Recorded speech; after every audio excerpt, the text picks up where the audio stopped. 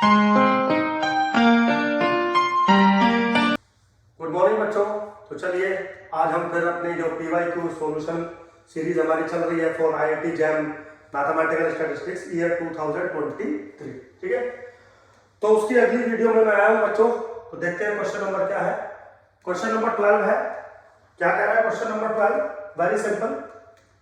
Late x and y be two random variable such that x जो है वो normal को फॉलो कर रहा है और दिया है probability that y is equal to x by two plus one is one.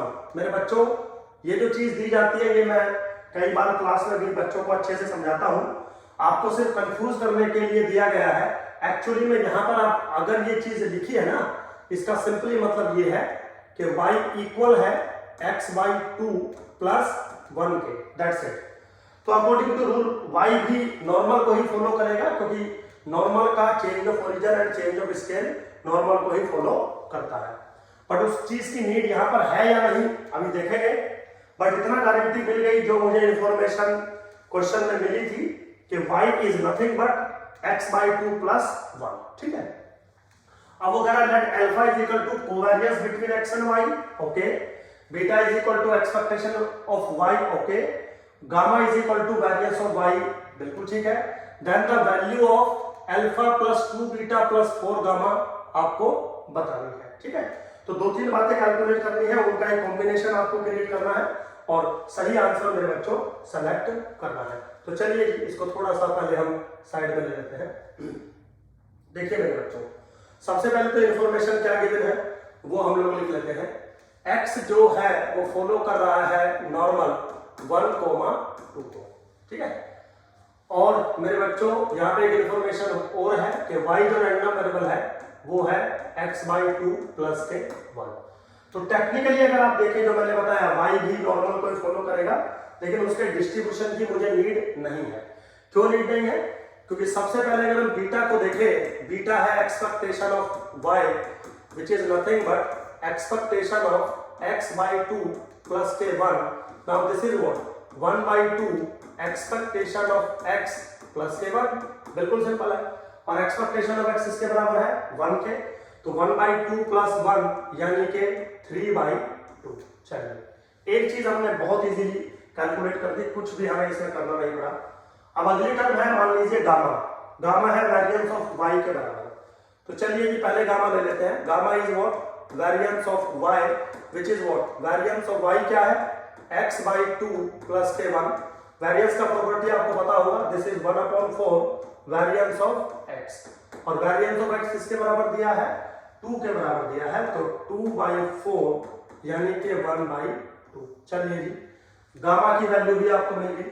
अब मेरे बच्चों एक अल्फा दिया गया है। अल्फा किसके बराबर है मेरे बच्चों? Covariance between x and y। So this is what covariance between x and y। Now this is what covariance between x and y किसके बराबर है? x by 2 plus k1। शायद आपको covariance का प्रॉपर्टी भी पता होगा। Covariance is independent from change of origin but not of scale, ठीक। तो इसको मैं लिख सकता हूँ 1/2 covariance between x and x। ये सब प्रॉपर्टी मेरे बच्चों आपको पता होनी चाहिए। 10, 20, 50 क्वेश्चन सोल्व करने से कुछ नहीं होता है, मतलब आप सोल्व करिए लेकिन पहले थ्योरी को अच्छे से पकड़ लीजिए मजबूती के साथ। थ्योरी को पकड़ लीजिए मजबूती के साथ का मतलब ये नहीं है कि थ्योरी सिर्फ आपने पढ़ ली, हाँ जी कोवेरियंस होता है। उसकी डेप्थ नॉलेज आपको होनी चाहिए, तभी ये चीजें वर्क करती है। चलिए खैर कोई बात नहीं। Now this is 1/2 into variance of x। This is 1/2 variance of x किसके बराबर है? 2 के। तो नाउ दिस इज 1। तो मेरे बच्चों सारी वैल्यू मेरे पास आ गई। अब मुझे क्या एक्सप्रेशन चाहिए? Alpha plus 2 beta plus 4 gamma. Alpha plus 2 beta plus 4 gamma मुझे चाहिए। अल्फा की वैल्यू है 1 प्लस 2 बीटा 3 प्लस 4 गामा 2। कितना आंसर आया? 6, ठीक है।